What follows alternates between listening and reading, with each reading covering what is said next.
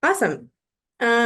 So hi, my name is Gabi. I use she, her pronouns. I'm the volunteer and community manager at EarthCorps. And I am here with Savannah. If you could introduce yourself and let us know where you're joining us from, that'd be awesome. Yeah. Hi, my name is Savannah Smith. I use she, her pronouns. I am co-founder and director of youth engagement for Sea Potential, where our mission is to cultivate a full cycle of BIPOC, so Black, Indigenous people of color, representation in maritime, which we define as any career path connected to water. Half of our company is focused on youth engagement, so helping youth foster heart-based connections to water by acknowledging some of the individual and generational trauma that exists, incorporating tools for healing, creating more positive opportunities to connect with water and community, and doing some maritime career exploration. And the second half of our company is focused on working within the industry to promote representation over assimilation. So consulting work, helping these businesses build connections within community and strengthen their relationships in the workplace. And I'm calling in today from Seattle, Washington, USA. Awesome. Thank you. And could you tell us a little bit about your history with EarthCorps? Yeah, so I worked as a crew member for EarthCorps in 2019. I did a really short term from September to December. And after that, in 2020, I was a volunteer specialist. But as you all know, 2020 was a very weird year, so it wasn't really like the normal position. Yeah, and I also lived at a house we called the Madrona House at the time with a bunch of other EarthCorps folks. So yeah. Awesome. And so could you tell us the story of meeting your co-founder, Ebony, and finding out how you shared your dreams Yeah. founding the So organization? yeah, no problem. Yeah, Ebony and I, we met through EarthCorps. So that first term, I served there.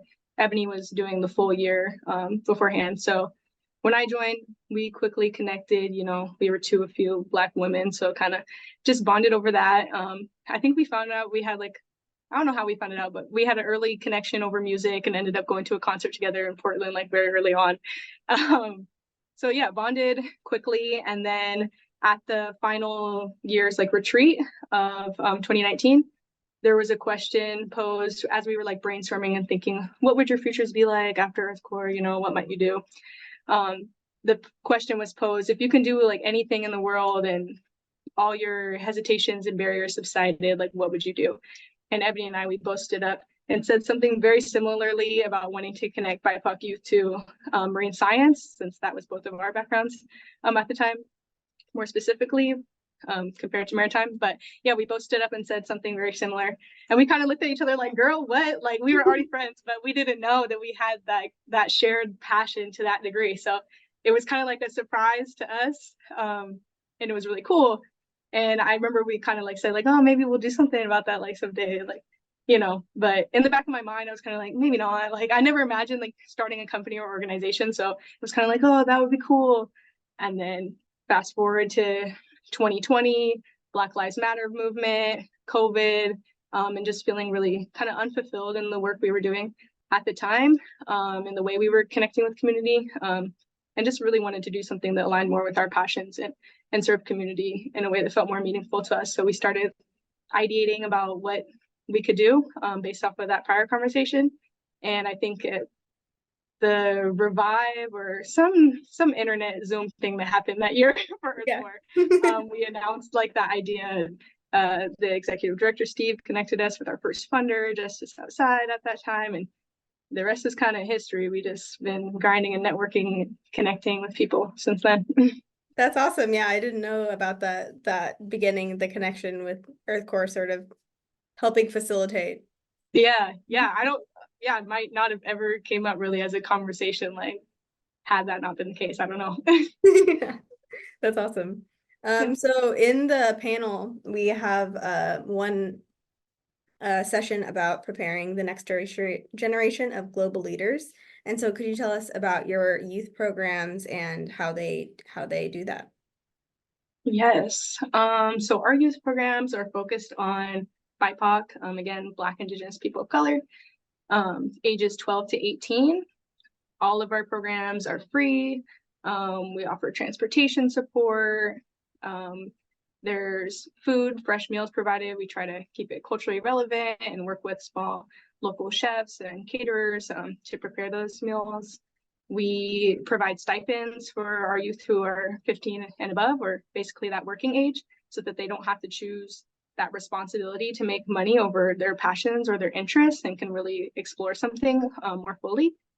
And yeah, that's kind of the overview. We also make it a point to really invite guest speakers who identify as BIPOC or women or gender expansive to our programs to help with that representation piece and help the youth like kind of start building a network and connecting with professionals in these different jobs in the maritime industry we're exploring. Yeah, I love how thoughtful and intentional you are with all of these different pieces that relate to equity. What do youth usually learn in your variety of programs? Yeah, so they learn a lot. We do a lot of different programs, and we're coming up on 3 years as an org, so we're still kind of trying to streamline what are our core programs. But so far, I would say some of like the underlying themes they're kind of learning about is, one, learning how to embody and practice our values as an organization, because that's really embedded into everything that we create and do. So those values being growth, curiosity, authenticity, and community. So there's opportunities to grow in those ways and learn about that. We also really place a big emphasis on observation, which kind of ties into that curiosity piece. We're allowing them to kind of connect with spaces or jobs in ways that make sense to them first before like trying to feed them ideas or thoughts. It's like a lot of times like hold space. What are you feeling? What are you thinking? And then let's get into it. And also, what are you noticing around you? Which ties into themes of interconnectedness throughout our programs, between each other as people, between us and nature, us and water, animals, all that. And let's see, I would say also like appreciation to water overall, and like appreciation for the many different ways there are to interact with water. But more specifically, it looks like things like learning to drive a boat, learning to tie knots, operating remote operated vehicles. We did some intertidal restoration, tide pulling, ID, and yeah, a variety of stuff depending on the programs, but those are some examples. Yeah, that's awesome. I didn't know they got to learn how to drive a boat. That's awesome. Yeah, and our most recent program that's happening right now in Tacoma, they were just driving these little motorboats around and like doing donuts in the water. You can get your boating license when you're 12 years old, so they were pretty pumped to learn that. Great. And so what have you learned working with youth? Yeah, working with youth, you never really know what you're going to learn. I feel like it really comes from building relationship with them. So in some ways, I learned the importance of community care and relationships overall, or like reinforced that and expanded that understanding.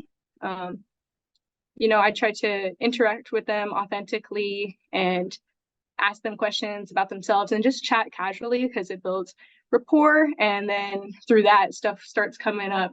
They start sharing with me things that they've learned, things that they're going through, and we kind of can process that together, talk about it together. And a lot of times they're telling me stuff I don't even know. Like they're in the age of like TikTok and all that. Like they're constantly getting information. They're like, "Did you know?" I'm like, "No, I didn't, but that's cool."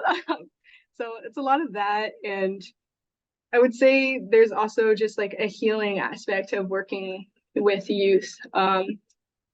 I get really inspired by seeing the ways that they ask questions or embrace moments and experiences or navigate moments that are hard. Because in some ways, I didn't really do that myself when I was their age. And even when I was in college and facing imposter syndrome and whatnot, it's really healing and uplifting to see them take advantage of these opportunities and kind of interact with these spaces in a different way. And it just really gives me hope for the future. So, they give me hope. Yeah, I definitely feel like especially in our education system, like mentoring and like that connection is very lacking. And so having such a rich program is setting them up both in a career or however they live their lives, but also just like for themselves and for their own wellness. Yeah, exactly. Awesome. Well, did you have any resources that you wanted to share or other thoughts that you had on the topic? I'll circle back to resources. My mind is stuck on like, oh, I didn't really talk about the dismantling white supremacy part that much. So I could jump back over to there. But yeah, I'm thinking a lot of the things that you are just inherently yeah. doing it, dismantling, but definitely if you had like explicit thoughts, definitely want to hear those. Yeah, right. That's a good point. It's like the whole reason we were created as an organization is really combating that. Yeah. But there's like some more specific points I guess I can kind of dive into for it. And so one of them would be just creating more exposure in general. So we always say that we feel like it's a lack of awareness more than it's a lack of interest in these different maritime careers, or even just like recreational opportunities with water. So part of what we're doing is creating those positive experiences and reducing the barriers so that people can connect in that way and decide if they want to pursue it further. Another key part would be the acknowledgement of trauma that may exist around water or nervousness, and offering support for that. So it's a forethought for us, or something that comes first when we design activities or create partnerships. We're thinking about how can we ease into this on water experience, or what if people have fears around it? What are the tools we're going to offer? What are we going to do? Opposed to just taking kids out and potentially giving them a traumatic experience and then having to do the what's it called? I don't know, chaos control, or I don't know what the term is, but you know what I mean. Damage control.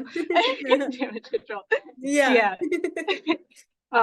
So having that approach is really important to dismantling white supremacy. In addition to that would be the sharing of different water cultures and histories. And so I think sometimes there can be this feeling of, I don't belong in this space. Or even for me, as somebody who's always loved the water, I grew up hearing things like Black people don't swim, and like not the ways that we have been connected to water through our ancestors and since time immemorial. So we bring in those stories into our work and create embodied, inspired activities based off of different traditions and cultures around water, and just share that with community so that they can see themselves in the space and be more inspired to create their own relationships with water. And combat some of that erasure that happens from white supremacy. And the maritime industry in Washington has kind of been gatekept and is a white male dominant space. So providing more maritime stories is helpful. And the network building piece I was saying before is really important. So we're introducing them to people who identify as BIPOC, women, gender expansive, and have these shared identities as them in this space, so that they can see themselves in it more and ask questions. We do these Q&A sessions in the programs, so that they can ask direct questions about the things that they really want to know, or experiences they might be concerned about or worried about if they were to pursue that job.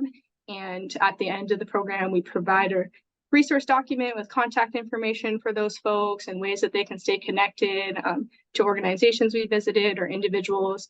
And just gives that leg up for entering the industry, because as a lot of us already know, like jobs, it's about who you know sometimes, and like the connections you have, opportunities. So we're helping them build that network early on. And then the last thing I would say is our feedback we give our partners is a part of that dismantling white supremacy. And I think the second track of our company sometimes doesn't get highlighted as much, but that was really important for us to implement the consulting work, because we realized we can't get all these youth excited and community members excited and then send them off into an industry or workplace that's not conducive for them to thrive in long term. So we have to do work on that side as well, to set it up. And so we give our our partners' feedback on how they interacted with the youth, on things they might have said or could have improved on, how to make their field trips more accessible, things like that, as well as just the general consulting work we do within the industry, or reach out to people if we notice something. So those are, I think, the biggest key ways we're working to dismantle white supremacy. Yeah, awesome. Really just from start to finish, you have a very like genuine and meaningful set of programs and organizations, and it's we talk about you all the time at EarthCorps. We just think that you're so powerful, and we really appreciate all the work that you do. Thank you so much.